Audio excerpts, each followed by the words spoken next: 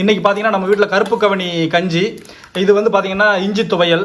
ஆனால் தடை செய்யப்பட்ட அரிசின்னு இதுக்கு ஒரு பேர் இருக்கு. சீனா, இந்தோனேஷியா, இங்கிலாந்துலாம் அரசர்கள் மட்டும்தான் அந்த காலத்தில் சாப்பிடணும். ஆனால் உள்ளூர் மாடு விலை போகாதுன்னு சொல்லுவாங்களோ, அது மாதிரி இது நம்மளுடைய பூர்வீக அரிசி. யாருமே இதை பற்றி கண்டுக்கிறதே இல்லை. பார்த்தீங்கன்னா புற்றுநோய் இருக்கு இல்லையா, புற்றுநோயை கூட எதிர்க்கக்கூடிய பண்பு இதுட்டு இருக்கு. இது அதிகமாக வாரம் சாப்பிட்டுக்கிட்டே இருந்தோம்னா புற்றுநோய் கூட வராது. சர்க்கரை நோயாளிகளுக்கு பார்த்தீங்கன்னா இது ஒரு மருந்துங்க. இதயம் சம்பந்தமான நோய்கள் வராது. உடல் அங்கங்கே கட்டி வரும் தெரியுங்களா, இன்ஃப்ளமேஷன் சொல்லுவாங்க. அப்படி உடல் செல்கள் அங்கங்கே கட்டி வருது இல்லையா, அந்த கட்டிகளோட வீக்கம், அதை வந்து இது பார்த்தீங்கன்னா இந்த கருப்பு கவனி அரிசி குறைச்சிருதுங்க.